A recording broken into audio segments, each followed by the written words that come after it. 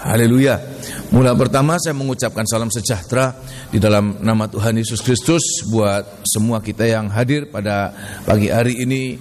Saya menyampaikan salam sejahtera di dalam nama Tuhan Yesus Kristus. Selamat Paskah, selamat mengalami kebangkitan Tuhan di dalam kehidupan kita. Bukan hanya kita mendengarkan, tetapi semoga kita boleh menjadi orang-orang yang berpengalaman, supaya kita juga boleh menjadi saksi-saksi tentang kebangkitan. Kenapa? Sebab hari-hari ini ada usaha-usaha dari kuasa kegelapan untuk seolah-olah menyangkal kuasa kebangkitan itu.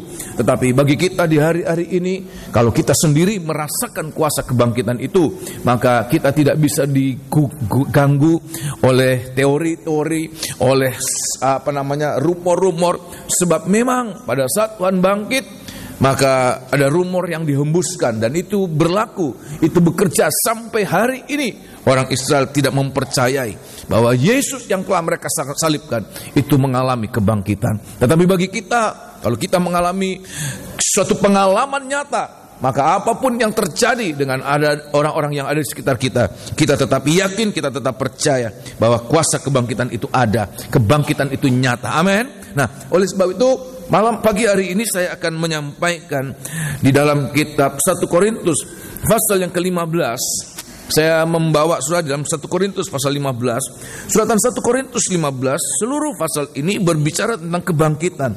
Baik itu kebangkitan Kristus maupun kebangkitan kita. Dan semoga pagi hari ini kita boleh mengalami, kita boleh melihat kita boleh mengerti apa-apa yang Tuhan ingin kita alami pada hari-hari ini ya. Di 1 Korintus pasal yang ke-15, suratan 1 Korintus pasal 15, mulai ayat 1 sampai 15, kita tidak membaca semua sebab terlalu panjang dan menyita waktu, tetapi kita akan manfaatkan seberapa waktu yang ada pada pagi hari ini untuk sebanyak-banyaknya saya akan sampaikan tentang kebangkitan Kristus ya. 1 Korintus pasal yang ke-15, Saudara lihat dalam Alkitab masing-masing pada ayat yang ke-4 sampai ayat yang ke-8, di sini Rasul Paulus mengemukakan tentang fakta kebangkitan, bahwa kebangkitan Yesus itu adalah suatu fakta. Kita tadi menyanyikan sebab dia hidup ya. Ada hari esok, kubur kosong membuktikan bahwa Yesus hidup. Tetapi perhatikan apa yang disampaikan oleh Rasul Paulus pada 1 Korintus pasal 15 ayat yang ke-4 sampai ayat yang ke-8, bukan hanya sekedar kubur kosong. Sebab kalau hanya kubur kosong, maka imam-imam kepala, ahli-ahli Taurat sudah menyewa orang-orang untuk menghembuskan kabar tentang bahwa murid-murid mencuri mayat Yesus. Sehingga berita ini, rumor ini, itu kemudian menjadi keyakinan dipercayai oleh orang-orang Yahudi sampai hari ini. Sebab mereka lebih percaya pada apa yang dikatakan oleh pemimpin-pemimpin mereka dari apa yang dikatakan oleh murid-murid, dan mereka mempercayai itu. Tetapi pada ayat yang keempat, bukan hanya kubur kosong itu membuktikan bahwa dia hidup, tetapi Yesus menampilkan diri kepada murid-muridnya. Bahkan kalau kita lihat ini, bahkan sampai kepada Rasul Paulus, dia mengatakan, aku yang paling terakhir, seperti bayi yang prematur, aku lahir sebelum waktunya. Dia menampakkan diri kepadaku. Untuk apa? Meyakini bahwa Yesus itu benar-benar apa? Bangkit. Dan semoga kita boleh mengerti ini. Tolong baca ayat yang keempat. Oh haleluya, bahwa dia benar-benar bangkit. Ini harus menjadi suatu keyakinan ya. Ayat yang keempat, perhatikan, bahwa ia telah dikuburkan dan bahwa ia telah dibangkitkan pada hari yang ketiga sesuai dengan kitab suci, bahwa ia telah menampakkan diri kepada Kefas dan kemudian kepada ke-12 muridnya. Ya. Sesudah itu ia menampakkan diri kepada lebih dari 500 saudara sekaligus. Ya. Kebanyakan dari mereka masih hidup sampai sekarang. Jadi itu fakta. Tidak hanya satu orang, sampai 500 orang, dan sebagian ada sampai hari itu. Rasul Paulus katakan. Teruskan. Tetapi beberapa di antaranya telah meninggal. Ya, kurang lebih ada 25 tahun kemudian ini tulisan ini dinyatakan. Sesudah kebangkitan Tuhan, itu suratan ini dituliskan kurang lebih 25 tahun kemudian. Sampai hari ini di antara 500 orang itu ada yang masih hidup sampai hari ini. Kalau engkau mau tanya mereka, masih ada sampai sekarang ini. Teruskan. Selanjutnya ia menampakkan diri kepada Yakobus, kemudian kepada semua rasul. Ya. Dan yang paling akhir dari semuanya, ia menampakkan diri juga kepadaku, Ya. sama seperti kepada anak yang lahir sebelum waktunya. Terus? Karena aku adalah yang paling hina dari semua rasul, Ya. bahkan tidak layak disebut rasul. Terima kasih. Dan Rasul Paulus mengarasakan bahwa apa yang dia lihat itu Yesus menampakkan diri kepadanya. Itu suatu anugerah, suatu kemurahan. Dan semoga inilah yang juga kita alami hari-hari ini. Memang mata kita secara jasmani tidak melihat Yesus menampilkan diri, menyatakan kebangkitannya. Tetapi mata rohani kita boleh meyakini bahwa kuasa kebangkitan itu benar-benar ada. Kenapa? Ini harus kita alami. Sebab kalau kita tidak meyakini bahwa kebangkitan itu ada, maka kita tidak ada dasar yang kuat untuk tetap berdiri sampai Tuhan datang kembali. Kita tidak ada dasar yang kuat. Kita akan begitu rapuh, begitu goyah. Dan ayat yang ke-14, ayat yang ke-12, sudah lihat di situ, bahkan terjadi hari-hari itu, bahkan sampai hari ini ada berita yang menyatakan, ada orang-orang yang memberitakan bahwa tidak ada kebangkitan. Dan Rasul Paulus katakan bahwa apa yang merupakan berita menantang, melawan arus apa yang diberitakan oleh Rasul Paulus bahwa ada kebangkitan, itu juga sebenarnya Tuhan sudah katakan kepada murid-muridnya, hati-hati, waspada terhadap ragi orang Farisi, ragi orang apa? Saduki. Apa itu ragi orang Saduki? Ragi atau pengajaran atau roh yang tidak mempercayai adanya kebangkitan. Dan kalau itu terjadi dan sampai hari ini faham ini ada, walaupun mereka tidak menamakan diri sebagai orang-orang Farisi atau orang-orang Saduki, mereka tidak mengatakan itu mereka bisa menggunakan nama apa saja. Tetapi faham ini, faham yang tidak mempercayai kebangkitan itu sampai sekarang ini ada. Apa itu? Yaitu mereka hanya hidup selama, mereka hanya menaruh pengharapan kepada Kristus selama masih hidup dalam tubuh ini. Dan Rasul Paulus katakan, kalau kami hanya menaruh pengharapan kepada Yesus selama hidup ini, kami menjadi orang yang paling malang di antara semua manusia. Kenapa? Sebab kami tetap di dalam dosa kami. Kematian kebangkitan Tuhan itu menghapus segala dosa untuk membangkitkan kami dalam kehidupan yang baru. Hari-hari ini ada banyak orang-orang Kristen, ada banyak anak-anak Tuhan, bahkan hamba-hamba Tuhan, mereka melayani seperti mereka memeluk, menganut faham Saduki. Kenapa? Sebab mereka merasakan, mereka percaya bahwa hidup itu hanya selama kita hidup di dunia ini. Ya, kalau mereka diberkati bahwa itulah surga. Sehingga kalau kemudian orang rasanya tidak diberkati secara jasmani, mereka kemudian menghakimi, oh berarti kamu tidak benar dalam pelayananmu. Kalau mungkin mengalami sakit penyakit, mungkin bahkan sampai mati karena sakit, mereka mengatakan, oh berarti mereka tidak mengalami tidak benar dalam ibadah pelayanan mereka. Kalau mereka miskin, kalau mereka tidak kemudian seperti yang lain diberkati secara jasmani. Tetapi perhatikan, Rasul Paulus katakan bahwa bukan hanya untuk itu kita hidup. Tolong baca. Bukan hanya untuk itu kita menaruh harap kepada Kristus, bahwa kita percaya bahwa Dia bangkit. Hidup kita ini tidak terbatas sampai di bumi ini, tetapi hidup yang akan datang. Itulah dibutuhkan kuasa kebangkitan itu. Itulah yang harus kita pegang menjadi dasar pelayanan kita, dasar kekristenan kita, dasar kerohanian kita, ya. Ayat yang ke-16, 1 Korintus pasal 15 ayat yang ke-16. Sebab jika benar orang mati tidak dibangkitkan, maka Kristus juga tidak dibangkitkan. Terus, dan jika Kristus tidak dibangkitkan, maka sia-sialah kepercayaan kamu, dan kamu masih hidup dalam dosamu. Terus, demikianlah binasa juga orang-orang yang mati dalam Kristus. Ya, buat apa mereka mati dalam Kristus? Buat apa mereka melayani? Buat apa mereka bersusah-susah, menderita karena melayani, menderita karena menjadi umat Tuhan? Ya, Tuhan katakan, buat apa? Kalau Kristus tidak dibangkitkan, kalau tidak ada kebangkitan, sia-sia semuanya itu. Ayat yang ke-19, perhatikan. Jikalau kita hanya dalam hidup ini saja menaruh pengharapan pada Kristus, maka kita adalah orang-orang yang paling malang dari segala manusia. Rasul Paulus katakan dengan tegas bahwa kalau kita ini menganut faham Saduki ini, bahwa hidup ini kita menaruh harap selama kita hidup dalam tubuh jasmani ini. Rasul Paulus katakan itu adalah orang yang paling malang. Seolah-olah kalau mengikut Tuhan kemudian harus pikul salib, harus menderita. Oh, kamu tidak benar itu. Kami yang benar, kami berkelimpahan, kami sukses, kami apa? Perhatikan, Rasul Paulus sehingga menghalalkan semua cara mendapatkan itu. Rasul Paulus katakan itu orang yang paling malang di antara orang yang malang. Oleh sebab itu di hari-hari ini satu perkara, terima kasih, kita harus percaya bahwa kuasa kebangkitan itu ada, dan kuasa kebangkitan itu sedang bekerja, dan kuasa kebangkitan itu harus kita alami sampai kita boleh mengalami kuasa kebangkitan yang sesungguhnya, yaitu pada saat Dia datang. Sebab apa? Kalau kita tidak mengalami kuasa kebangkitan, perhatikan ini penting.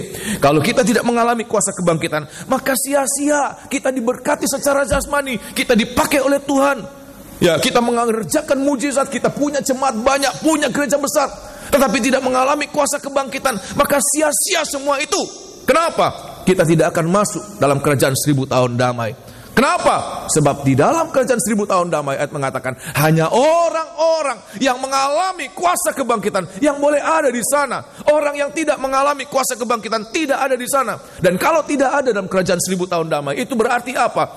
Lenyap, itu binasa untuk selama-lamanya. Sebagai pembuktian kitab Wahyu pasal yang ke-20, Wahyu 20, untuk kita merupakan ada suatu kerinduan pagi hari ini. Tuhan, saya merindukan boleh mengalami itu, bukan hanya mendengarkan khotbah, mendengarkan pemberitaan firman Allah, tetapi mau merindukan mengalami kuasa kebangkitan itu.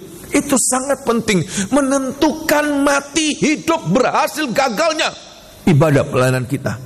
Kita Wahyu pasal yang ke-20, Wahyu pasal yang ke-20 ayat yang Wahyu pasal yang ke-20 ayat yang keempat, perhatikan, harus mengalami kuasa kebangkitan ini. Wahyu pasal 20 ayat yang keempat, perhatikan. Lalu aku melihat tahta-tahta dan orang-orang yang duduk di atasnya. Kepada mereka diserahkan kuasa untuk menghakimi. Aku juga melihat jiwa-jiwa mereka yang telah dipenggal kepalanya karena kesaksian tentang Yesus. Nah, kalau kita kemudian hanya mengikut Tuhan hanya untuk enak saja, hanya untuk hidup di dunia ini, mereka akan menghindar kalau sampai harus mempertaruhkan nyawa untuk Kristus, ya. Sebab mereka mengatakan, bukan untuk itu kami mengikut Tuhan. Mereka hanya seperti orang Saduki, maunya enak saja dalam hidup ini. Bagi orang Saduki, neraka atau surga hanya dalam hidup dalam tubuh jasmani ini, di dunia ini. Bagi mereka hanya itu. Rasul Paulus katakan bukan itu. Teruskan. Dan karena firman Allah, ya, yang tidak menyembah binatang itu dan patungnya, dan yang tidak juga menerima tandanya pada dahi dan tangan mereka, ya, dan mereka hidup kembali. Mereka hidup kembali itu artinya bangkit. Hidup kembali itu bangkit. Tadinya hidup, kemudian mati, hidup kembali. Mereka bangkit. Teruskan. Dan memerintah sebagai raja bersama-sama dengan Kristus untuk masa 1000 tahun. Tetapi ayat yang kelima, perhatikan, ada orang-orang yang tidak mengalami kuasa kebangkitan. Ayat yang kelima, tetapi orang-orang mati yang lain, ya, tidak bangkit. Kenapa tidak bangkit? Sebab tidak mengalami kuasa kebangkitan. Tidak ada sesuatu yang mampu membangkitkan mereka, sehingga mereka tetap dalam alam maut. Mereka tidak mengalami kebangkitan. Orang-orang lain tidak bangkit sebelum berakhir masa yang 1000 tahun itu, ya. Inilah kebangkitan pertama. Orang yang mengalami kuasa kebangkitan akan masuk dalam kebangkitan pertama. Ayat yang ke-6, perhatikan. Berbahagia dan kuduslah ia, ya, yang mendapat bagian dalam kebangkitan pertama itu, ya. Kematian yang kedua tidak berkuasa lagi. Haleluya. Kematian kedua tidak berkuasa lagi. Terus. Tetapi mereka akan menjadi imam-imam Allah dan Kristus, ya. Dan mereka akan memerintah sebagai raja bersama-sama dengan Dia 1000 tahun lamanya, dan masuk dalam kerajaan surga yang kekal. 1000 tahun itu merupakan awal masuk dalam kekekalan. 1000 tahun bagi orang-orang yang mengalami kuasa kebangkitan hanya merupakan 1 hari untuk masuk pada zaman yang tidak ada batasnya, kekal selama-lamanya di dalam kerajaan surga. Oleh sebab itu di hari-hari ini yang harus kita mengerti. Kita harus mengalami, kita yakin pertama kali, kita mengerti, kita yakin, dan kita mengalami kuasa kebangkitan itu, supaya nanti pada saat Dia datang, kita akan mengalami kuasa kebangkitan, dibawa masuk dalam kerajaan 1000 tahun damai. Orang-orang lain yang hanya mempercayai, hanya menaruh harap, biar dia hamba Tuhan, biar dia sidang jemaat, biar dia imam-imam, siapapun juga, kalau tidak mengalami kuasa kebangkitan, ayat mengatakan orang-orang itu tidak akan bangkit pada saat kerajaan 1000 tahun damai. Mereka akan dibiarkan dalam alam maut untuk dibangkitkan setelah berakhir kerajaan 1000 tahun damai. Untuk apa? Dibangkitkan untuk dihakimi, masuk dalam kematian kekal. Itulah kematian yang kedua. Orang yang tidak mengalami kebangkitan yang pertama, dia akan mengalami kematian yang kedua. Tapi orang yang mengalami kebangkitan pertama, kuasa kematian yang kedua tidak berkuasa atas mereka.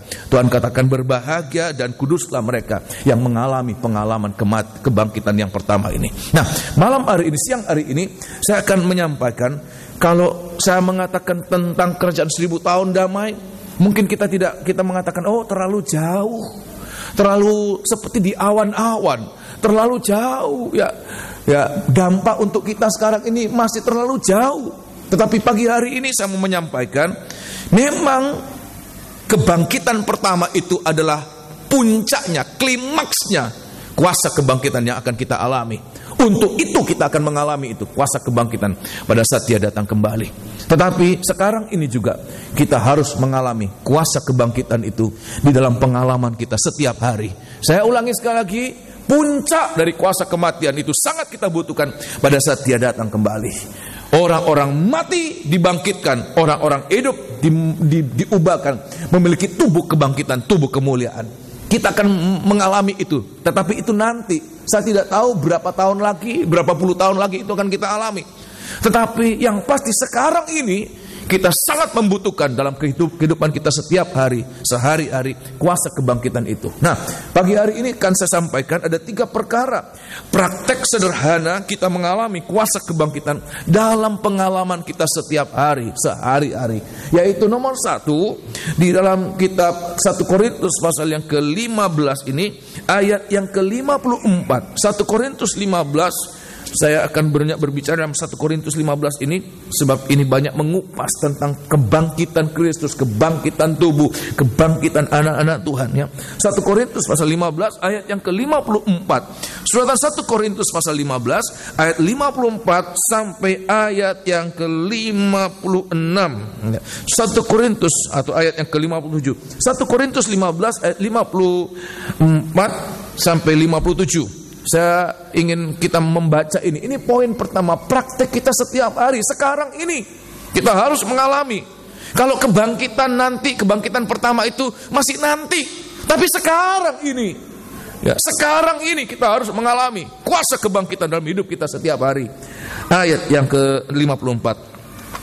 Dan sesudah yang dapat binasa ini mengenakan yang tidak dapat binasa. Ya. Dan yang dapat mati ini mengenakan yang tidak dapat mati, maka akan genaplah firman Tuhan yang tertulis. Perhatikan, maut telah ditelan dalam kemenangan. Maut ditelan dalam kemenangan. Teruskan. Hai maut, hai maut, di manakah kemenanganmu? Di mana kemenanganmu? Hai maut, ya. Di manakah sengatmu? Hai maut, di mana sengatmu? Ini suatu perkataan menantang kuasa kematian itu. Siapa manusia berani menantang kuasa kematian itu? Sebab manusia, semua manusia dibelenggu, dipenjara, terkekang oleh takutnya akan maut. Jangankan menantang maut ya, dibisikkan tentang maut, diteriaki tentang maut, sudah gemetar manusia. Apalagi berani menantang maut. Tidak ada manusia yang berani demikian, kecuali anak manusia itu yang mengalahkan maut lewat kematian di atas kayu salib, untuk dia bangkit pada hari yang ketiga. Hai maut, di mana kemenanganmu? Hai maut, di mana sengatmu? Sengat maut ialah dosa. Sengat maut ialah dosa. Dan kuasa dosa ialah hukum Taurat. Ya. Tetapi syukur kepada Allah, ya, yang telah memberikan kepada kita kemenangan oleh Yesus Kristus Tuhan kita. Terima kasih. Praktek kuasa kebangkitan yang harus kita alami setiap hari, yaitu ayat mengatakan menang atas maut. Yesus bangkit, dia menang atas maut. Dan ayat mengatakan maut itu adalah sengatnya dosa ya. Kuasa maut ialah dosa, dan kuasa dosa ialah hukum Taurat. Dengan kata lain, maut tidak lain berbicara tentang dosa. Kalau maut, ya kebangkitan itu menang atas maut, itu juga berarti hari-hari ini kita harus menang atas dosa. Oh, kita harus mengalami ini. Kita harus mengalami kemenangan atas dosa. Artinya apa? Kita tidak lagi diperhamba oleh dosa. Kita tidak diperbudak oleh dosa. Tetapi kita ada wibawa, ada kuasa untuk mengatakan tidak untuk setiap dosa. Baik itu yang mengganggu kita, yang mencobai kita, ya, yang memaksakan, yang menggoda kita. Kalau orang tidak memiliki kuasa kebangkitan, dia akan turut saja. Digarai, turut saja. Dicobai, turut dia takluk. Sebab apa? Memang ayat mengatakan kita masih hidup dalam tubuh jasmani ini. Ini tubuh di mana dosa itu bersarang dalam tubuh daging ini. Kenapa? Hanya orang-orang yang memiliki kuasa kebangkitan, orang itu ada kuasa untuk menang atas dosa. Oleh sebab itu, sudahkah kita hari-hari ini punya wibawa, punya kuasa untuk mengatakan tidak untuk dosa? Walaupun dosa itu menyenangkan, walaupun dosa itu memberikan kita keuntungan, walaupun dosa itu membuat kita mendapatkan apapun juga. Hanya orang-orang yang punya kuasa kebangkitan, dia mengatakan, hai maut, di mana sengatmu? Hai maut, di mana kemenanganmu? Nah, pagi hari ini saya akan perlihatkan Rasul Petrus mengatakan itu di dalam kitab 1 Petrus pasal yang kedua, suratan 1 Petrus pasal yang kedua, bagaimana kita di hari-hari ini hidup tanpa dipengaruhi, tanpa dikuasai oleh dosa. Suratan 1 Petrus pasal yang kedua, yaitu bagaimana kita hidup benar di hari-hari ini, tidak dikuasai oleh maut, tidak dikuasai oleh dosa. Dimulai kita hidup benar dalam skema tabernakel, di mana seseorang melangkah dalam kuasa Allah, ya, dalam kuasa kematian kebangkitan Tuhan. Bagaimana seperti dia masuk pelataran, dan pelataran itu berbicara tentang kebenaran. Bagaimana kita di hari-hari ini mulaikan hidup tidak dikuasai oleh dosa, dimulai bagaimana kita hidup benar. 1 Petrus pasal yang kedua, ayat yang ke-24. 1 Petrus pasal yang kedua, ayat yang ke-24. 1 Petrus pasal yang kedua, ayat yang ke-24. Perhatikan. Ia sendiri telah memikul dosa kita di dalam tubuhnya di kayu salib, supaya kita yang telah mati terhadap dosa, hidup untuk kebenaran. Oleh bilur-bilurnya kamu telah sembuh. Terima kasih. Ya, orang-orang berdosa, kemudian Rasul Petrus mengatakan, digambarkan seperti orang-orang bagaikan domba yang sesat. Sebab apa? Mengikuti keinginannya, mengikuti kemauannya, mengikuti pandangannya, sehingga dia mengejar tanpa lagi memperhatikan tuntunan, bimbingan suara gembala, ya. Dia mengikuti pandangan hatinya, pikirannya. Dan apa yang terjadi? Dia mengejar sesuatu yang hanya seperti bayang-bayang fata morgana, sehingga makin jauh dari gembala, makin jauh dari sasaran, makin jauh dari tujuan hidupnya. Akibatnya apa? Dia sesat. Tapi ayat mengatakan kematiannya di atas kayu salib. Dia mati, dia bangkit untuk kita. Untuk apa? Mengembalikan kita pada jalan yang benar. Supaya apa? Supaya kita tidak diperbudak oleh dosa. Langkah pertama, hidup benar. Bagaimana kita hidup benar? Prakteknya apa? Orang yang mengalami kuasa kebangkitan, dia hidup benar, mulai dari berkata benar seorang dengan yang lain. Ayat ini mengatakan mulai kita hidup benar dengan berkata benar. Sebelum kita berbuat benar, perkataan kita ini loh yang Tuhan ingin kita mengalami kuasa kebangkitan. Jangan biasakan berkata-kata sesuatu yang tidak benar, baik itu dusta, fitnah, perkataan gosip dan lain sebagainya. Tuhan katakan itu semua tidak ada bagian dalam kerajaan sorga. Orang yang melakukan dusta dan yang mencintai dusta tidak ada bagian dalam kerajaan sorga. Oleh sebab itu di hari-hari ini menang atas maut, menang atas dosa. Bagaimana? Nomor satu, kita hidup benar, mulai dari perkataan benar. Dalam perkataan-perkataan Rasul Paulus katakan kita tinggalkan perkataan yang tidak benar untuk mulai berkata benar. Apapun konsekuensi yang harus kita tanggung. Ada banyak kali Kita berani berkata benar kalau nggak ada konsekuensinya ya. Tetapi kalau ada konsekuensinya kita mulai berhitung besar mana untung ruginya. Kalau kita berkata benar lebih banyak ruginya atau menangnya atau untungnya. Kalau kemudian kita timbang-timbang, oh lebih banyak ruginya. Tuhan maafkan saya, ampuni saya. Kali ini saya mau berkata yang tidak benar. Perhatikan, bukan untuk itu. Orang yang memiliki kuasa kebangkitan, apapun konsekuensi yang dia harus tanggung, apapun harga yang dia harus tanggung, ayat mengatakan dia akan hidup benar. Mulai dengan apa? Berkata benar. Oleh sebab itu di hari-hari ini harus kita praktekkan dalam hidup kita sehari-hari. Berkata benar, sebab apa? Terlalu banyak kita berkata yang tidak benar dalam guyonan. Seringkali kita guyonan, saudara. Dengan anak-anak dengan orang tua. Saya mengatakan ini, saya melakukan itu. Dalam guyonan sehari-hari yang ringan-ringan. Kita biasakan berkata yang tidak benar. Itu sudah membuktikan kita tidak memiliki kuasa kebangkitan.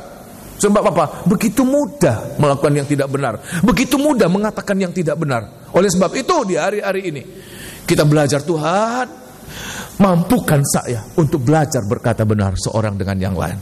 Sobat cari demikian, amin. Sebab apa? Perkataan yang tidak benar itu tidak ada dalam kerajaan surga. Tolong baca kitab Wahyu pasal yang ke-22. Setelah kitab Wahyu pasal 20 tadi kita baca tentang kebangkitan ya, tentang pengalaman kerajaan 1000 tahun itu. Nah, kitab Wahyu pasal 21 Tuhan katakan adanya perkataan-perkataan yang tidak benar itu membuat seseorang tidak layak hidup dalam kerajaan surga.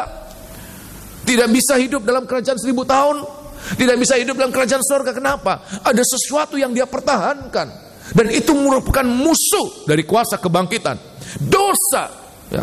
Ayat yang ke-8 kitab Wahyu pasal 21 ayat yang ke-8 sering kali saya bacakan ini. Tetapi saya akan bacakan terus supaya apa? Supaya kita mengerti dalam praktek hidup kita setiap hari. Kita pikir, lah cuma guyonan kok, Tuhan tahu lah. Saya tidak sungguh-sungguh. Tuhan tahu saya tidak sungguh-sungguh untuk ngomong yang tidak benar. Tuhan tahu saya cuma guyonan. Tuhan katakan bahwa setiap perkataan kita dengan perkataan yang sia-sia itu kita harus mempertanggungjawabkan di hadapan tahta penghakiman Tuhan.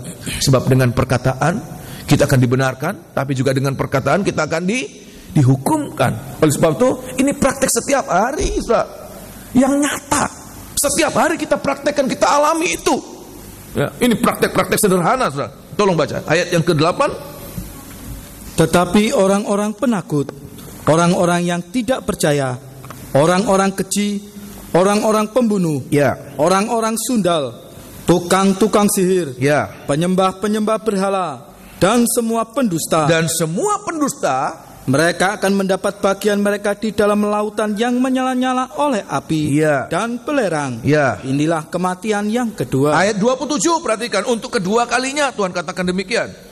Tetapi tidak akan masuk ke dalamnya sesuatu yang najis, atau orang yang melakukan kekejian, atau dusta.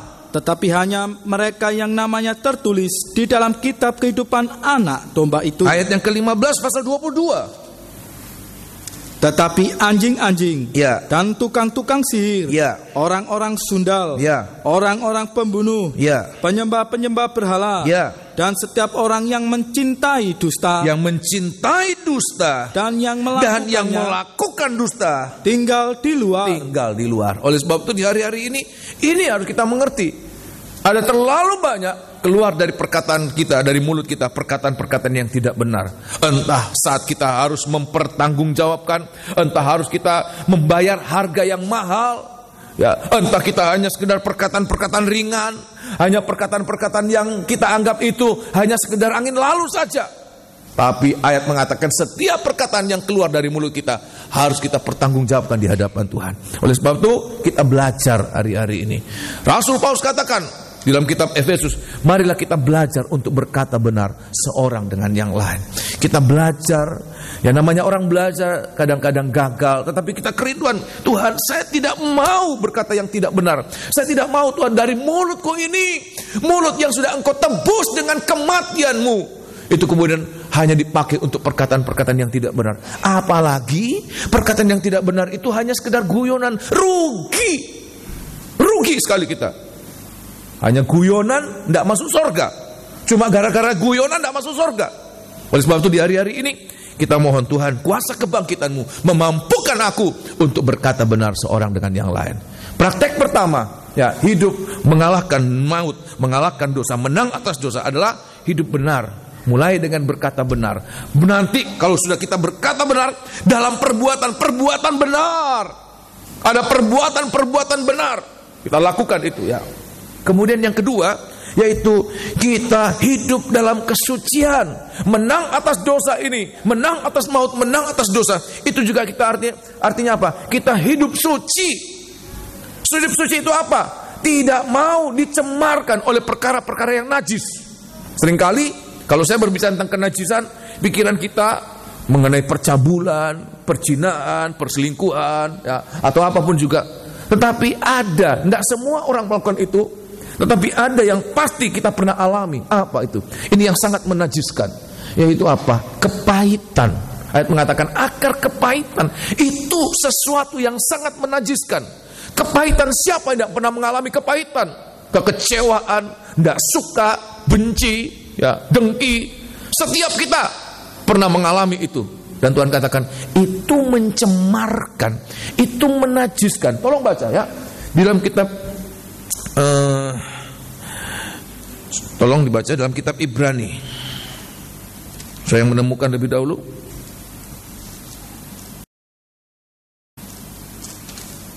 Ya, kitab Ibrani pasal 12. Ibrani pasal 12. Kitab Ibrani pasal 12. Ini yang setiap saat berada di sekitar kita, setiap hari, Saudara. Ini setiap hari, ini sehari-hari, Saudara. Kalau selingkuh, berzina, itu mikirnya 1000 kali, Saudara. Saya merusak kulahku sendiri, kolamku sendiri, berpikir. Tapi kebencian bisa terjadi sewaktu-waktu. Ya, kepahitan itu sewaktu-waktu, kekecewaan itu sewaktu-waktu. Siapa saja. Ya, itu kenajisan. Itu sesuatu yang tidak kudus di hadapan Tuhan. Tolong baca. Ya. Ibrani pasal 12, kitab Ibrani pasal 12, perhatikan. Ibrani pasal 12 ayat yang ke-15. Ibrani 12. Ibrani pasal atau ayat yang ke-14 lebih baik kita baca. Ini kuasa kebangkitan memampukan kita. Kalau sudah merasakan Tuhan, saya tidak mungkin melepaskan ini sebab apa? Saya benar-benar dikecewakan, saya benar-benar dipahitkan dalam hidup saya. Hatiku ini benar-benar hancur, kecewa, ya, pahit. Nah, kalau kita mengatakan tidak mungkin Tuhan, saya kemudian melepaskan, membebaskan diri dari ini, itu berarti kita tidak mengalami kuasa kebangkitan Tuhan. Sebab kuasa kebangkitan memampukan kita untuk tidak dikuasai oleh apa? Dosa. Memampukan kita hidup dalam kesucian. Tolong baca ayat yang ke-14. Berusahalah hidup damai dengan semua orang dan kejarlah kekudusan. Kejarlah kesucian, kejarlah kekudusan. Perhatikan. Sebab tanpa kekudusan tidak seorang pun akan melihat Tuhan. Jangankan masuk dalam kerajaan surga, melihat Tuhan pun tidak, melihat surga pun tidak. Teruskan. Jagalah supaya jangan ada seorang pun menjauhkan diri dari kasih karunia Allah. Ya. Agar jangan tumbuh akar yang pahit. Rasul Paulus mengatakan penampakan Yesus dalam kuasa kebangkitannya itu suatu kasih karunia, anugerah. Aku orang yang paling terakhir setelah Kefas, rasul-rasul 500 orang, aku yang paling terakhir. Ya, aku mengalami, melihat dia dalam kebangkitannya. Aku merasakan kasih karunia itu. Oleh sebab itu, semoga malam hari ini kita mengalami apa yang dilihat oleh Rasul Paulus. Kita juga lihat dia datang dengan kebangkitannya, ya. Ayat mengatakan itu suatu kasih karunia. Tuhan katakan jangan tinggalkan, jangan jauhkan diri dari kasih karunia Allah. Tolong baca sekali lagi. Jagalah supaya jangan ada seorang pun menjauhkan diri dari kasih karunia Allah. Ya. Agar jangan tumbuh akar yang pahit. Akar yang pahit. Ya, akar pahit ini, akar kepahitan. Teruskan. Yang menimbulkan kerusuhan. Menimbulkan kerusuhan. Dan yang mencemarkan banyak orang. Mencemarkan, menajiskan banyak orang. Terus.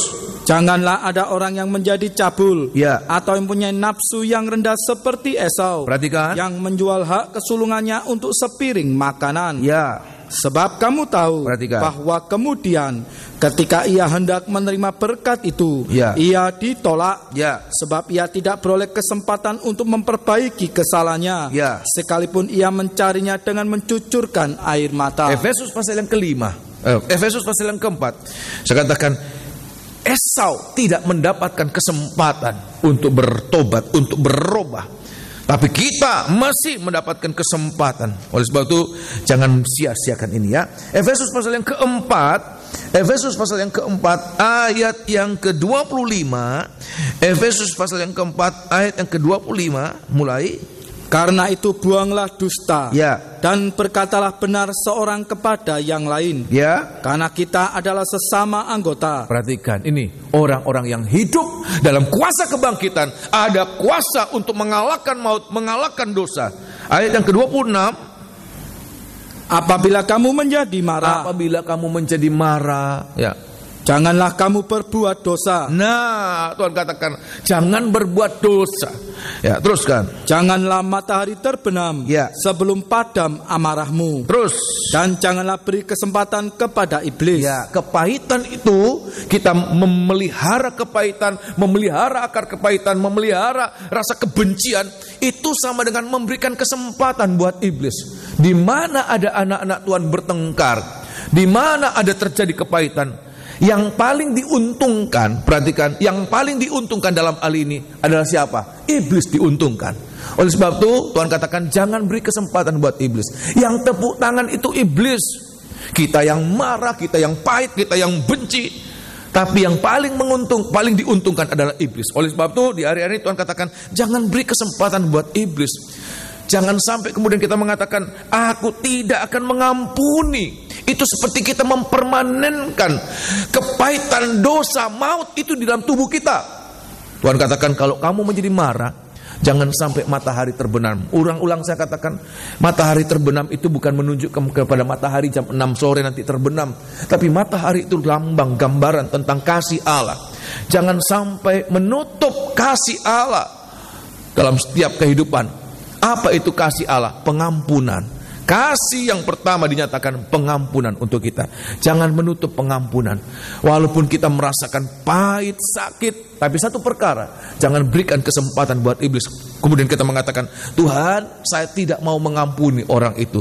Saya akan pegang itu sampai dia mati. Jangan, sebab yang menang itu iblis. Tapi kita mengatakan, Tuhan, Engkau telah mengalahkan maut.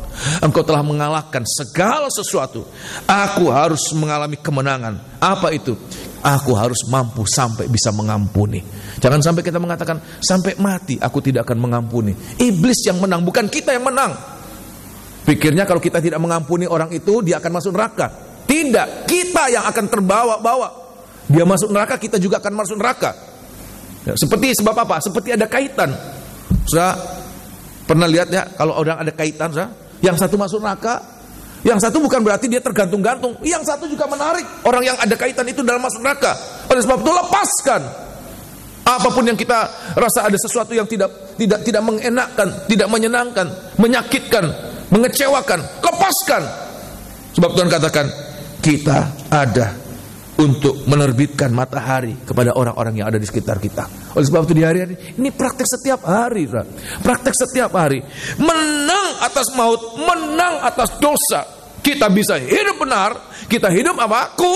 Kudus. Dimulai bagaimana kita melepaskan, kita mengampuni. Bagaimana kita mengalami pengampunan kalau kita tidak mengampuni? Oleh sebab itu dalam doa Bapa kami yang diajarkan oleh Tuhan Yesus, ampunilah kami seperti kami telah mengampuni orang lain. Kalau kita tidak mengampuni, bagaimana kita mengalami pengampunan? Kita tetap dalam dosa kita, tetap dalam kejahatan, tetap dalam kenajisan kita. Oleh sebab itu, kita hidup kudus dimulai bagaimana kita melepaskan, memberikan hati ini. Tuhan, saya mau melepaskan, saya mau mengampuni, saya belajar. Tidak mudah memang. Tapi kita belajar dari dia. Dia bagaikan matahari yang menyinarkan semua orang, bagaikan hujan yang dipancarkan buat setiap manusia. Tuhan katakan, sedemikian Bapamu sempurna, kita juga harus sempurna. Ini praktek setiap hari. Menang atas dosa. Maut tidak menguasai kita. Kejahatan, ketidakbenaran dan kejahatan itu tidak menguasai kita. Ketidakkudusan tidak menguasai kita. Tapi kita ada kuasa, ada wibawa, menang atas semua itu. So bisa mengerti demikian, amin? Itu yang pertama. Yang kedua, di dalam kitab 1 Korintus pasal 15, 1 Korintus 15, ini kuasa kebangkitan, saudara. Kalau tidak memiliki kuasa kebangkitan, bagaimana mungkin kita bisa mengalami ini? Bisa berkata benar, bisa hidup dalam damai sejahtera. Tuhan katakan, kejarlah damai, hiduplah kudus, hidup dalam kekudusan. Sebab kalau kita tidak mengalami itu, tidak bisa melihat Tuhan, tidak bisa masuk surga. 1 Korintus pasal 15, 1 Korintus 15 ayat yang ke-58, lanjutan dari apa yang kita baca tadi ini, kemenangan atas maut, yaitu pada ayat yang ke-58. Ayat yang ke-58, orang yang memiliki kuasa kebangkitan, dia nomor satu, tidak dikuasai oleh maut, tidak dikuasai oleh dosa, baik itu dosa ketidakbenaran maupun dosa ketidaksucian. Ya, tidak benar, tidak kudus. Sebab memang satu saat ayat mengatakan, yang jahat bertambah jahat, yang najis bertambah najis. Perhatikan ayat yang ke-58. Karena itu saudara-saudaraku yang kekasih, berdirilah teguh, jangan goyah, ya, dan giatlah selalu dalam pekerjaan Tuhan. Ya, sebab kamu tahu, ya, bahwa dalam persekutuan dengan Tuhan, jerih payahmu tidak sia-sia. Sekali lagi ayat yang ke-58, Rasul Paulus katakan pada ayat yang sebelumnya bahwa kebangkitan Tuhan itu yang membuat aku teguh, tidak goyah. Kuasa kebangkitan itu keteguhan kita. Itulah dasar yang teguh, membuat kita tidak goyah. Walaupun dihantam oleh kematian, kita tidak goyah. Sebab apa? Ada kuasa kebangkitan. Nah, ayat yang ke-58 ayat mengatakan apa? Karena itu saudara-saudaraku yang kekasih, ya, berdirilah teguh, jangan goyah, dan giatlah selalu dalam pekerjaan Tuhan. Ya, sebab kamu tahu bahwa dalam persekutuan dengan Tuhan, jerih payahmu tidak sia-sia. Terima kasih. Praktek yang kedua, kita mengalami kuasa kebangkitan. Apa itu? Yaitu kita boleh giat di dalam ibadah dan pelayanan. Saya mau katakan sekali lagi, kita ada kegiatan, kita bisa giat, bisa kemudian berkobar-kobar dalam pelayanan, hanya kalau kita mengalami kuasa kebangkitan. Kalau tidak ada kuasa kebangkitan, halangan itu lebih besar, masalah itu lebih besar. Saya pernah bersaksi kepada saudara-saudara, kami pernah ditinggali bersama-sama dengan seorang oma yang mengalami stroke, ya. Tidak tahu berapa tahun dia mengalami stroke, tetapi saya melihat kuasa kebangkitan itu bekerja dalam oma itu. Kami di Manado, ya, kemana-mana ibadah jalan kaki, sudah. Kalau kita naik bemo itu mewah, sudah. Rasanya kok buang-buang duit kalau naik bemo itu. Jadi enggak, kita jalan kaki kemana-mana. Dan di Manado itu bukan seperti Surabaya rata, sudah, bergunung-gunung. Jemaat-jemaat ada yang tinggal di gunung-gunung sana dan belum ada jalan. Sehingga kalau musim hujan, saudara bisa bayangkan itu tanah liat, saudara. Gunung itu tanah liat. Itu kalau mencapai rumah itu begitu sulit. Oma ini dimanapun hujan kering, ya, dia selalu ada dalam setiap kebaktian. Kita banyak kebaktian rumah tangga. Setiap hari, setiap minggu itu paling tidak ada 2 kebaktian rumah tangga. Tiap sore ada kebaktian. Dan dia selalu ada, tidak pernah terlambat. Jalan kaki berkilo-kilo itu. Dia hanya kemudian tidak ibadah kalau benar-benar dia sakit, tidak bisa bangun, baru dia tidak ibadah. Saya membayangkan, kenapa bisa kuat? Kalau mau lihat kuat, tidak kuat. Perempuan, oma-oma sudah tua, juga mengalami, maafkan, stroke. Dia jalan nyeret. Tapi apa? Kuasa kebangkitan itu ada di dalam dia. Itu yang membuat dia kuat. Dia giat dalam ibadah, giat dalam pelayanan. Kemudian kalau saya membayangkan, malu kalau kemudian capek, kemudian sakit sedikit, kita kemudian saya mau istirahat, malu lihat oma ini, dia tidak ibadah. Kalau dia geletak, ya, di tempat tidur tidak bisa bangun, baru itu dia tidak bisa ibadah. Tidak pernah terlambat. Padahal tidak naik mobil, kita sekarang tinggal naik mobil, tinggal duduk nyampe, dari rumah duduk sampai di tempat duduk, masih terlambat. Dia tidak pernah terlambat, ya. Jalan kaki itu. Saya membayangkan Tuhan luar biasa. Bukti bahwa kuasa kebangkitan itu memampukan kita berkobar-kobar dalam pelayanan kita. Amin. Nah itu kemudian Rasul Paulus katakan juga dia mengalami itu. Tolong baca 1 Korintus pasal 15. Tetapi walaupun demikian tidak ada kebanggaan, nggak ada kebanggaan, nggak kemudian mengatakan kayak Oma ini loh, nggak ibadah kalau nggak bisa, memang nggak bisa ibadah. Kalau sakit baru Oma nggak ibadah, nggak sombong, nggak demikian. Tapi apa yang dikatakan dibanggakan hanya karena kemurahan Tuhan, tidak menjadi kesombongan. Sebab kalau kesombongan, iblis yang ketawa, iblis yang berbangga itu. Tolong baca ya. Kita 1 Korintus pasal yang ke-15, 1 Korintus 15 ayat yang ke-9, perhatikan ayat yang ke-9. Rasul Paulus merasakan itu, mengalami itu, kuasa kebangkitan Tuhan itu ya. Ayat yang ke-9, karena aku adalah yang paling hina dari semua rasul, ya, bahkan tidak layak disebut rasul. Terus, sebab aku telah menganiaya jemaat Allah. Ya, ayat yang ke-10. Tetapi karena kasih karunia Allah, ya, aku adalah sebagaimana aku ada sekarang. Perhatikan. Dan kasih karunia yang dianugerahkannya kepadaku tidak sia-sia. Sebaliknya, ya, aku telah bekerja lebih keras. Aku bekerja lebih keras lagi daripada aku mereka bekerja semua. lebih keras lagi. Rasul-rasul itu sudah bekerja keras. Rasul Paulus yang terakhir, sehingga dia merasakan anugerah kasih karunia itu. Ayat mengatakan, aku bekerja lebih keras lagi daripada mereka semua. Ya. Tetapi bukannya aku. Tetapi berarti ayat mengatakan, tetapi bukan aku yang bekerja lebih keras lagi. Tetapi apa? Melainkan kasih karunia Allah yang menyertai aku. Karunia Allah yang ada di dalam aku. Teruskan. Sebab itu, ya, baik aku maupun mereka, ya, demikianlah kami mengajar dan demikianlah kamu menjadi percaya. Terima kasih. Oleh sebab itu, di hari-hari ini, ya, saya benar-benar merindukan Tuhan. Biarlah kebangkitan Tuhan ini, tahun ini, tanggal 20 April tahun 2014, menjadi kebangkitan kita. Yesus bangkit, kita juga harus bangkit. Amin. Membayangkan kalau imam-imam bangkit, kalau seluruh jemaat bangkit, kami bangkit, semua kita bangkit mengalami kebangkitan. Oh, saya tidak usah kemudian ayo ibadah. Sebab apa? Semua kita berkobar-kobar dalam ibadah, semua kita berkobar-kobar dalam pelayanan. Kenapa? Merasakan bahwa hidup itu adalah anugerah, kesempatan melayani, kesempatan beribadah. Tadi malam kita kebaktian Paskah di tempat ini, dan salah seorang bersaksi bahwa ibadah itu adalah anugerah. Bukan karena kita mau, bukan karena kita mampu, tetapi anugerah. Rumahnya dekat, tinggal jalan kaki, ya.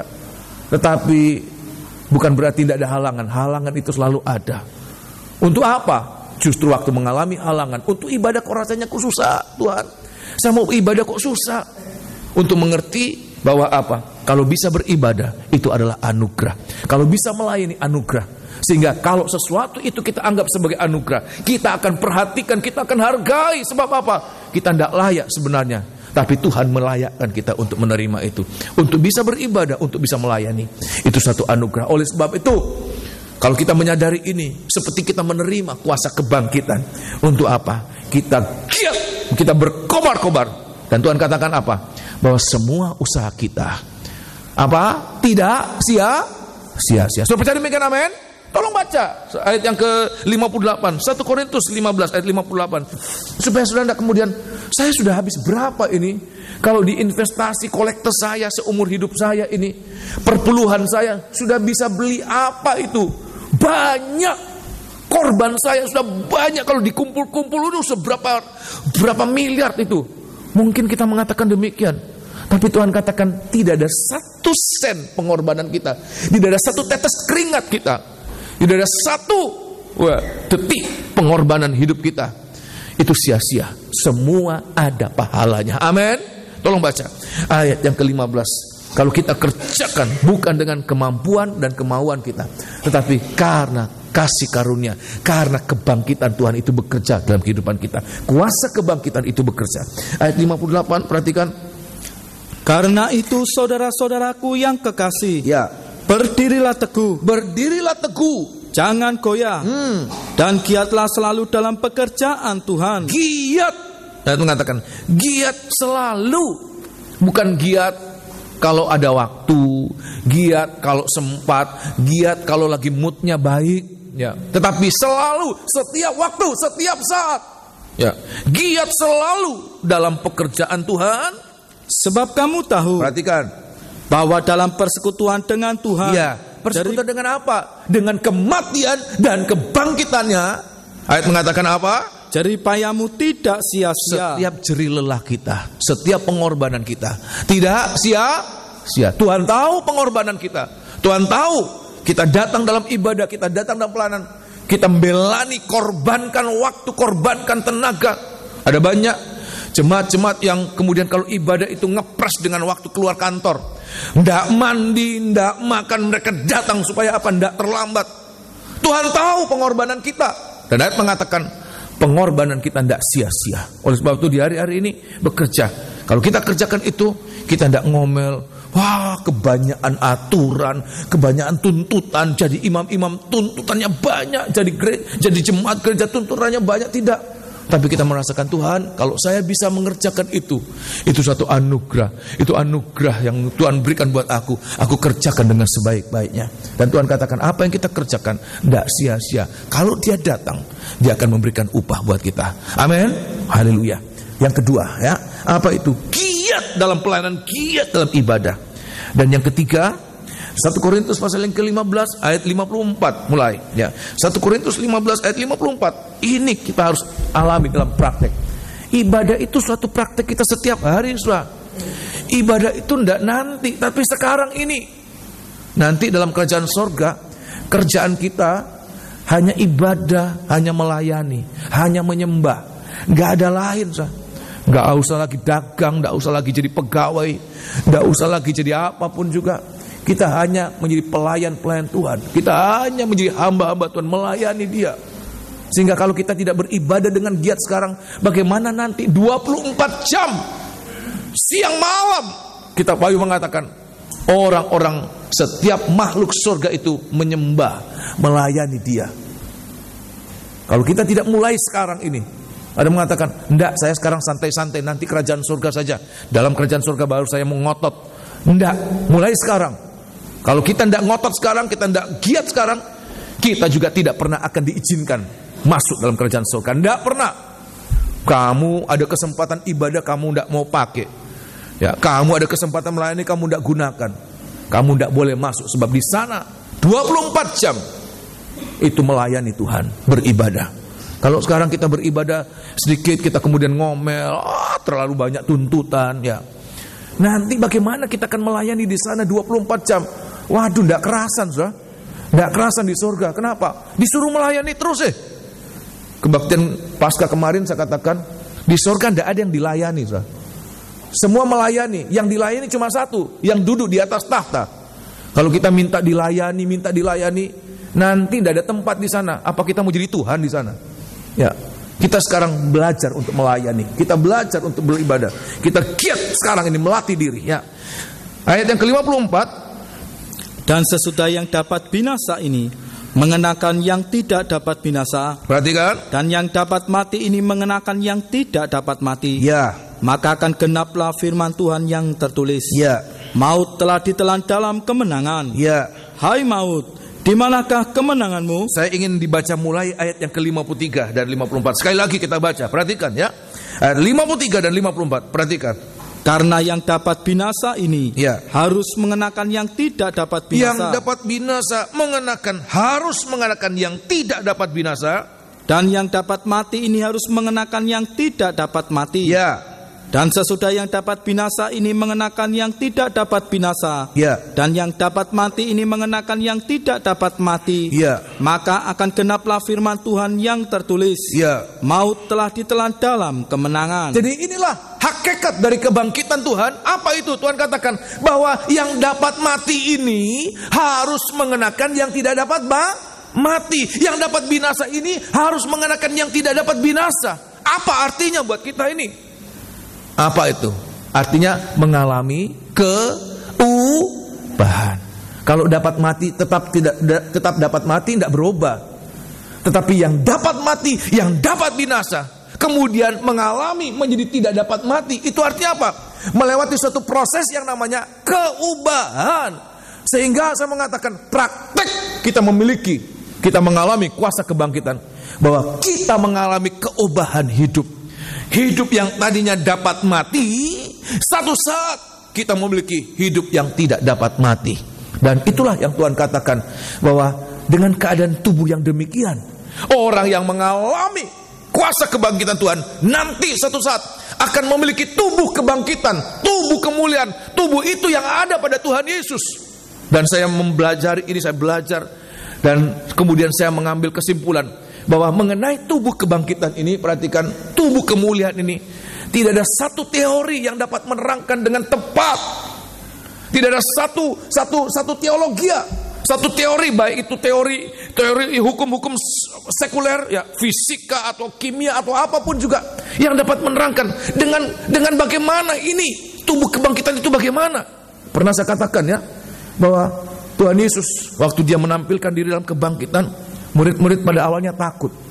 Tuhan katakan, ini aku, bukan hantu. Sebab apa? Hantu tidak berdaging. Hantu, kalau kita pegang hantu itu roh, tembus dah. Tuhan katakan, raba ini, raba. Sebab hantu tidak berdaging, aku punya daging. Tetapi perhatikan, daging Yesus setelah mengalami kebangkitan, dia memiliki apa? Tubuh yang tidak dapat mati, tidak dapat binasa. Tuhan kan raba ini. Tetapi juga anehnya, walaupun bisa diraba, tetapi dia bisa menembus tembok, menembus apa, semua tertutup. Ayat mengatakan, tiba-tiba Tuhan ada di tengah-tengahnya. Sehingga saya mengatakan, tubuh kebangkitan ini mengatasi semua dimensi-dimensi yang ada. Dimensi waktu, jarak, semua waktu dan jarak dan dimensi apa saja, melampaui semua. Tidak dapat dibatasi oleh dimensi apapun yang ada di dunia ini. Sedemikian tubuh kebangkitan. Tidak ada teori yang dapat menerangkan ini. Saya pernah bertanya, saya pernah berbicara dengan seseorang yang belajar teologi. Saya katakan, menurut teologi berbicara tentang apa ini? Bagaimana bisa diterangkan ini? Ya, dia tidak bisa jawab. Kenapa? Memang itu adalah rahasia Tuhan. Tetapi semoga kita merindukan Tuhan. Saya mau mengalami itu. Tidak perlu kita tahu sekarang, tapi kerinduan Tuhan, saya merindu mengalami itu. Tubuh kebangkitan itu. Nah, untuk mengalami itu, kita sekarang harus mengalami apa? Keubahan. Sebab kalau tidak kita mengalami keubahan hidup, maka kita tidak pernah akan mengalami itu. Oleh sebab itu, apa keubahan yang harus kita alami di hari-hari ini? Apa keubahan itu? Tolong baca, ya, di dalam kitab Wahyu, ya. Wahyu, itu kita lihat ini, Wahyu pasal 21, Wahyu pasal 21. Kita tidak membiarkan hidup kita ini, tubuh yang dapat mati dengan segala kelemahannya. Nanti satu saat kita tidak membiarkan itu. Ya, tolong baca kitab Wahyu pasal yang ke-21 ayat yang keempat lebih dahulu. Nanti saya akan bawa dalam kitab Roma pasal yang ke-6. Wahyu pasal 21. Ya, pada satu saat juga kemudian Tuhan makan. Ingat waktu Rasul Petrus kemudian gagal mencari ikan untuk yang kedua kalinya. Pertama kali dia ditangkap oleh Tuhan pada saat dia gagal mencari ikan. Tetapi kemudian dia mengalami kegagalan untuk yang kedua kali. Dia putus asa sebab dia pikir Tuhan kami sudah mati, tidak bangkit. Dia katakan, aku akan menjala ikan. Semua murid-murid mengatakan, aku juga. Kami juga ikut dengan engkau, kembali kepada kehidupan yang lama. Dan apa yang terjadi? Mereka tidak berhasil apa-apa. Semalam-malaman tidak ada satu ekor ikan pun. Ikan teri pun tidak dapat, saudara. Dan saat itu Tuhan menampilkan kuasa kebangkitan, menciptakan yang ada. Dan Tuhan juga sarapan, ya, makan bersama-sama dengan mereka. Ini aneh, saudara. Kalau roh nggak bisa makan, saudara, bagaimana, saudara? Tapi tubuh kebangkitan memiliki itu, ya, bisa melakukan itu. Nah, dalam kitab Wahyu pasal yang ke-21 ayat yang keempat, ayat mengatakan mengalami ini keubahan, pembaruan. Ya, Kita mengalami keobahan hidup, pembaharuan hidup ini. Kita harus mengalami ini. Dan ia akan menghapus segala air mata dari mata mereka. Ia akan menghapus air mata. Air mata itu tanda duka cita, ya, terutama duka cita. Ada juga orang saking senangnya nangis, tapi terutama ini karena duka cita, karena kepahitan, nangis, air mata itu. Teruskan. Dan maut tidak akan ada lagi. Maut dikalahkan. Kebangkitan itu mengalahkan maut. Teruskan. Tidak akan ada lagi perkabungan. Ya, kaitannya dengan maut itu kematian, perkabungan. Teruskan. Atau ratap tangis. Ratap tangis itu kaitannya dengan maut, kematian. Teruskan. Atau duka cita. Sebab segala sesuatu yang lama itu telah berlalu. Sesuatu yang lama telah berlalu. Terima kasih. Oleh sebab itu, pengalaman kematian dan kebangkitan Tuhan yang harus kita alami sekarang ini adalah apa? Mengalami proses yang namanya pembaharuan hidup. Apa itu? Hari demi hari kita tidak lagi hidup dipengaruhi dengan kelemahan daging, tabiat daging, ya, keinginan daging ini. Sebab ini tubuh yang dapat mati. Tetapi kita mulai hari demi hari kadar tubuh rohani itu makin kuat, makin besar mempengaruhi kita. Dan ayat mengatakan tubuh daging ini itu takluk pada apa? Dosa. Tapi kalau kita mengalami kuasa kebangkitan Tuhan, ayat mengatakan justru kita mematikan tubuh daging ini dengan segala kuasanya. Roma pasal yang ke-6 ayat yang ke-6. Saudara, Roma pasal 6 ayat yang ke-6. Oh haleluya. Roma pasal yang ke-6 ayat yang ke-6. Oleh sebab ini harus kita alami setiap hari. Kalau kita begitu takluk, ya, berarti kita masih memiliki tubuh jasmani ini. Sebab setiap tubuh jasmani ini, siapapun juga dia, kalau tidak mengalami keobahan, walaupun pangkatnya pendeta besar sekalipun, namanya tubuh daging. Buktinya apa? Ada banyak pendeta, banyak hamba-hamba Tuhan yang terkenal jatuh. Kenapa? Dia tidak mengalami keobahan, masih dalam tubuh daging. Dan tubuh daging ini takluk pada dosa. Tolong baca ayat yang ke-6. Oleh sebab itu tidak ada lain jalan. Kita harus mengalami keobahan. Saya harus mengalami keobahan. Semua kita harus mengalami keobahan. Sebab kalau tidak, kita takluk pada dosa ini, ya. Ayat yang ke-6, Roma pasal 6 ayat yang ke-6 atau ayat yang kelima. Sebab jika kita telah menjadi satu dengan apa yang sama dengan kematiannya, yang hari Jumat kita peringati, teruskan. Kita juga akan menjadi satu dengan apa yang sama dengan kebangkitannya. Hari ini, pagi ini kita memperingati kebangkitannya. Teruskan. Karena kita tahu, perhatikan, bahwa manusia lama kita telah turut disalibkan. Nah, itu manusia lama, manusia daging.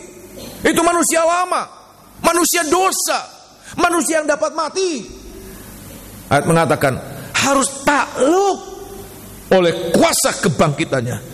Manusia lama itu turut disalibkan supaya tubuh dosa kita hilang kuasanya. Tubuh dosa, manusia lama, manusia yang yang bisa mati, itu yang Tuhan katakan itu tubuh dosa. Sama, saudara. Pernah saya katakan, dosa itu tidak pandang bulu, saudara. Mau ganteng, mau jelek, tua, muda.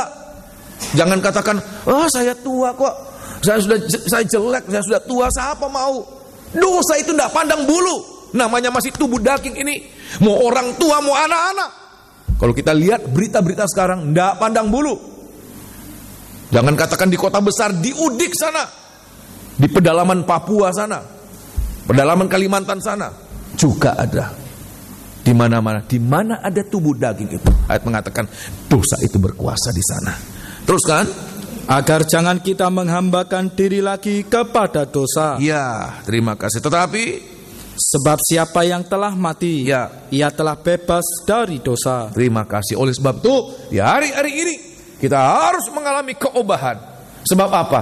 Hanya orang-orang, perhatikan ini penting, hanya orang-orang yang mengalami keobahan tubuh ini mengalami pembaharuan, tidak lagi tubuh nafsani ini, tetapi satu saat kita memiliki tubuh yang sama dengan tubuh kebangkitan Yesus. Hanya orang-orang itu yang nanti akan masuk di dalam kerajaan 1000 tahun. Saya ulangi sekali lagi, hanya orang-orang yang mengalami keobahan tubuh ini, keobahan hidup ini akan masuk dalam kerajaan 1000 tahun damai. Siapa mereka? Tubuh mereka adalah tubuh yang tidak dapat berbuat dosa. Walaupun dipaksakan kepada mereka, walaupun dicobai, digodai, mereka tidak dapat berbuat dosa.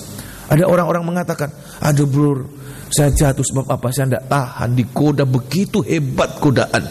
Saya tidak tahan bro, sehingga saya jatuh. Kenapa? Sebab memang masih hidup dalam tubuh ini. Tapi kalau nanti kita sudah memakai tubuh yang tidak dapat binasa, maka tubuh itu yang ayat mengatakan tubuh yang datang dari Tuhan, tubuh itu tidak bisa berbuat dosa. Sehingga dalam kerajaan 1000 tahun damai tidak ada dosa di sana. Sebab apa? Setiap orang yang ada di sana memiliki tubuh rohani, tubuh kemuliaan, tubuh kebangkitan. Selain itu, ayat mengatakan juga iblis penggoda itu, iblis yang mendatangkan dosa itu dirantai 1000 tahun damai. Sehingga hidup tanpa iblis dengan tubuh kemuliaan, tubuh kebangkitan. Di sana tidak ada dosa. Untuk apa? Sebagai suatu peralihan masuk dalam kerajaan surga kekal selama-lamanya, tempat di mana dosa tidak ada lagi. Oleh sebab itu, siang hari ini yang harus kita alami.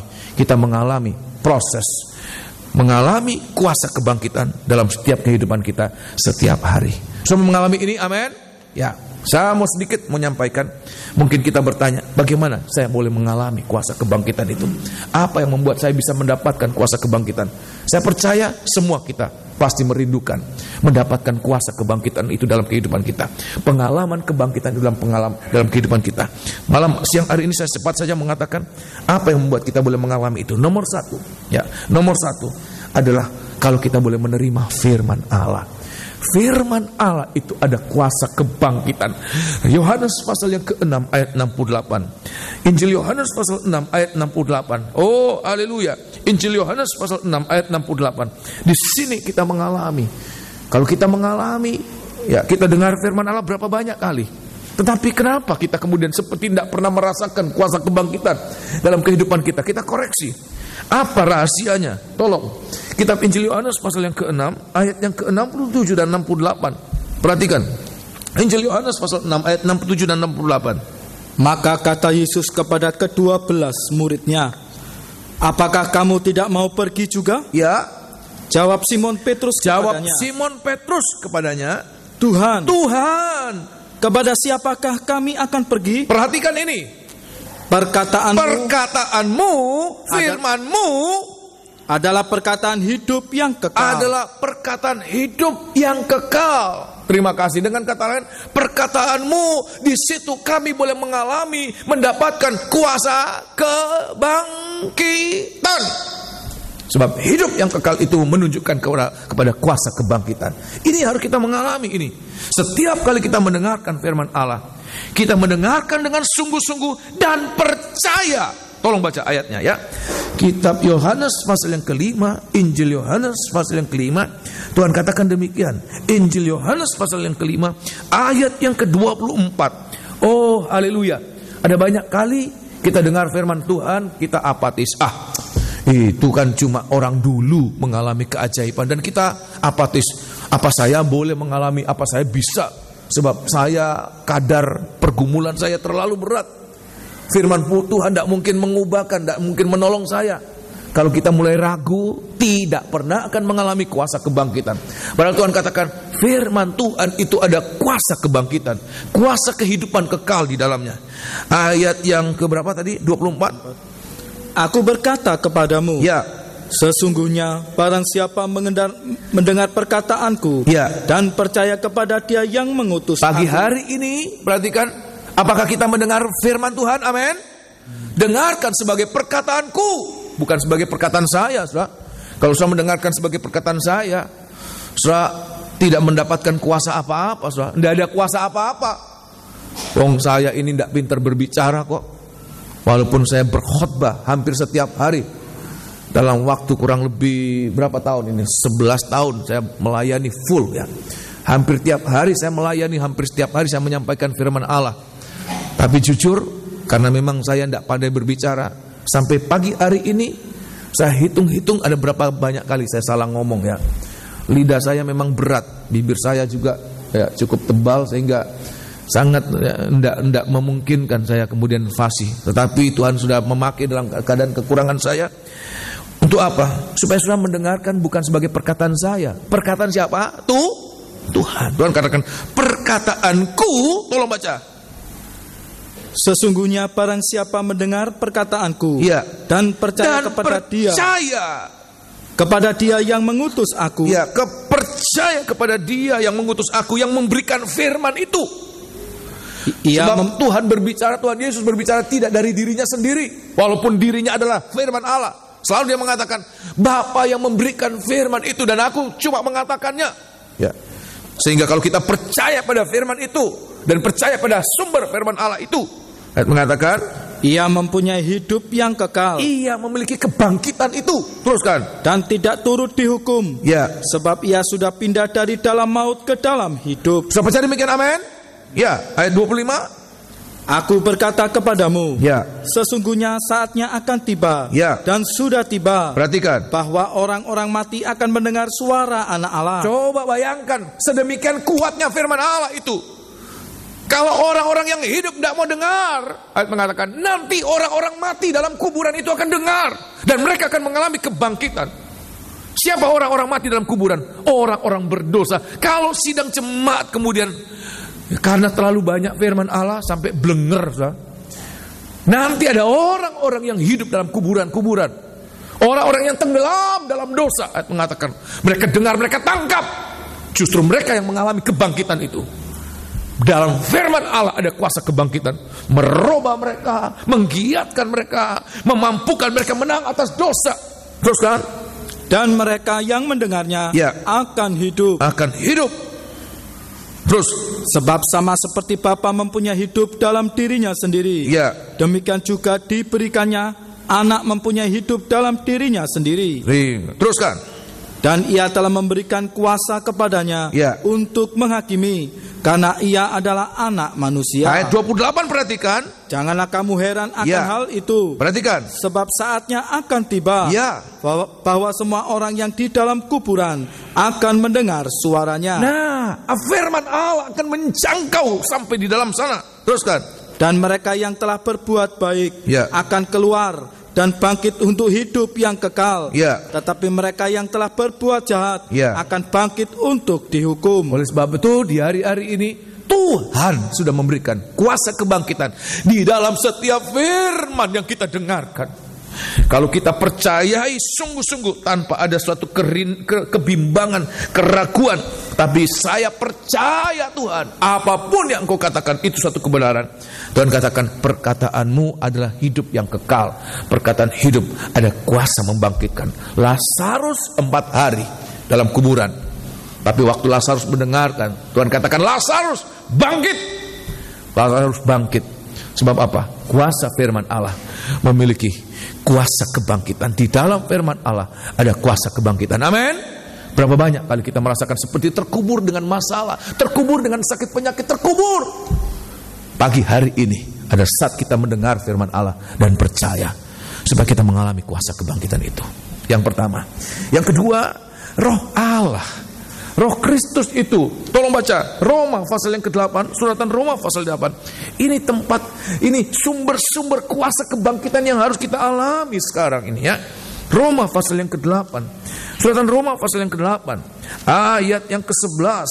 Roma pasal yang ke-8, ayat yang ke-11 atau ayat yang ke-9 kita baca, supaya kita ada kerinduan. Saudara-saudara yang belum mengalami kepenuhan Roh Kudus, saya selalu ada kerinduan untuk melayani pekerjaan pelayanan kepenuhan Roh Kudus ini. Kemarin waktu di Trawas untuk kaum muda saya layani ini ya. Walaupun memang yang benar-benar kepenuhan itu tidak terlalu banyak, tetapi apa yang saya lihat, gejala kepenuhan ini terjadi untuk semua. Tinggal menunggu waktu, kesabaran untuk mereka mengalami benar-benar dipenuhkan. Sebab sangat penting. Tolong baca ayat yang ke-9. Tuhan katakan apa? Tetapi perhatikan, ini sangat penting ini. Roh Kudus ini sangat penting. Oleh sebab itu semoga jangan katakan, endaklah, saya sudah tua kok. Ada banyak oma-oma, sebab ayat mengatakan nanti orang-orang yang tua, anak-anak remaja-remaja, teruna-teruna, aku akan mencurahkan Roh Kudus. Ya, ayat mengatakan itu. Ya, kitab Nabi Joel mengatakan demikian. Juga di dalam kitab Kisah Rasul pasal yang kedua, aku akan mencurahkan. Jangan merasa terlalu tua untuk menerima Roh Kudus. Juga jangan merasakan saya masih anak-anak. Semua akan dicurahkan. Ayat mengatakan ya. Ayat yang ke-9 perhatikan, kenapa? Itu adalah meterai milik Allah. Roh Kudus itu meterai milik Allah, dan hanya yang menjadi milik Allah yang akan dibangkitkan. Yang bukan milik Allah tidak akan dibangkitkan, tidak akan mendapatkan tubuh kemuliaan, tubuh kebangkitan. Oleh sebab itu kita rindukan ini. Tolong baca. Tetapi kamu tidak hidup dalam daging, melainkan dalam roh. Jika memang roh Allah diam di dalam kamu. Ya. Tetapi jika orang tidak memiliki roh Kristus. Nah, perhatikan, kalau dia tidak memiliki roh Kristus, ia bukan milik Kristus. Dia bukan milik Kristus. Saya tidak berani mengatakan itu. Nanti orang katakan, ekstrim kamu, ya, sektarian dan lain sebagainya.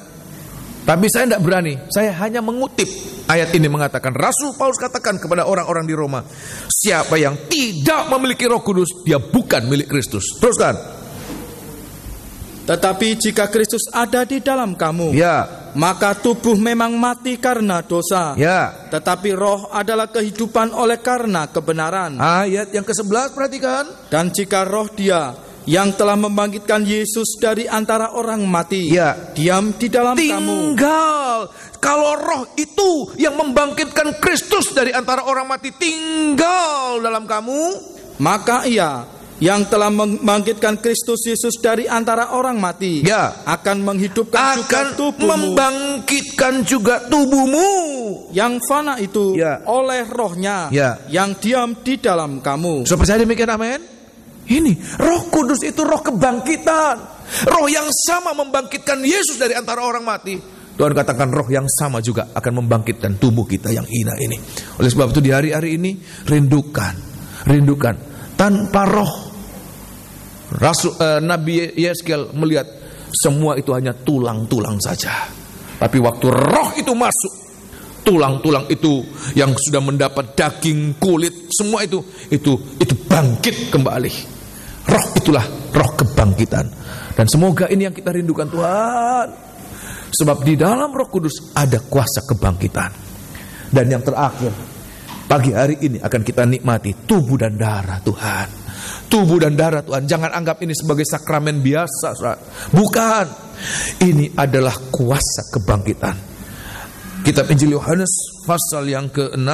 Injil Yohanes pasal yang ke-6. Kitab Injil Yohanes pasal yang ke-6. Ayat yang ke-54 sampai ayat 58. Perhatikan.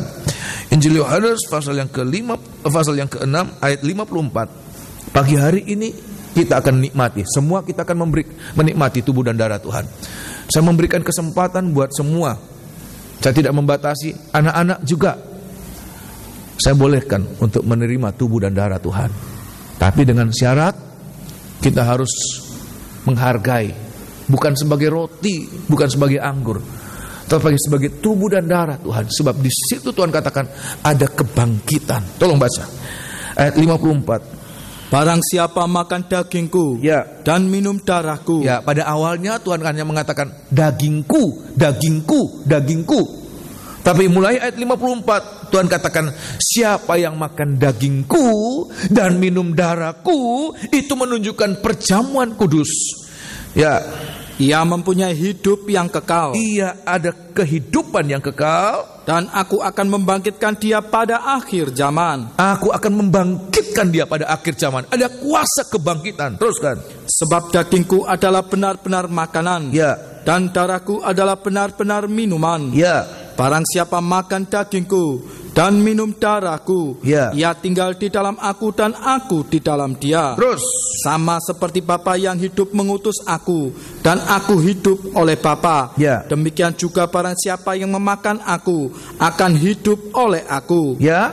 Inilah roti yang telah turun dari sorga, bukan roti seperti yang dimakan nenek moyangmu dan mereka telah mati. Bukan seperti mana itu, mana secara jasmani.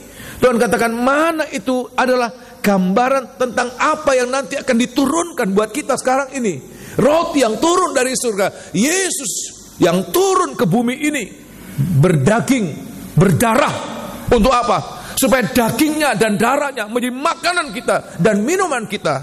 Teruskan. Barang siapa makan roti ini, Ya. ia akan hidup selama-lamanya. So, percaya demikian, amin? Tubuh dan darah ini kuasa Allah. Dia ada kuasa untuk menyembuhkan, tapi dia bukan obat. Sehingga berulang-ulang kali saya katakan, jangan disimpan di kulkas. Sewaktu-waktu kita pilek, sewaktu-waktu kita apa, kita ambil itu sebagai obat. Bukan.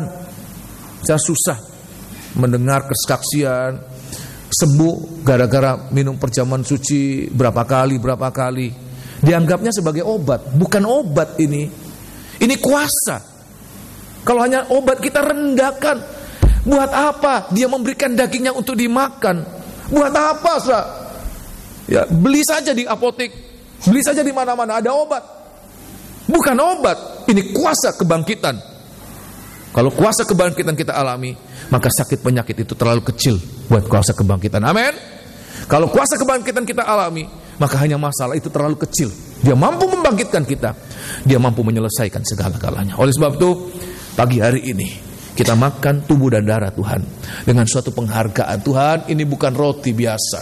Ini bukan anggur biasa. Tapi ini roti, ini tubuhmu, ini anggur, ini darahmu. Yang di dalamnya ada kuasa membangkitkan aku, memberikan aku tubuh kebangkitan, tubuh kemuliaan, seperti tubuh yang ada pada engkau pada saat engkau datang kembali. Tubuh itu juga akan aku alami pada saatnya nanti. Oleh sebab itu, gunakan tubuh dan darah Tuhan ini dengan sungguh-sungguh. Penghargaan kita, akui kesalahan kita, akui kekurangan kita, dan Tuhan layakkan kita semuanya. Kita akan bangkit berdiri, kita akan menerima tubuh dan darah Tuhan. Pelayan perjamuan suci segera tampil ke depan. Kita akan menyanyikan satu lagu.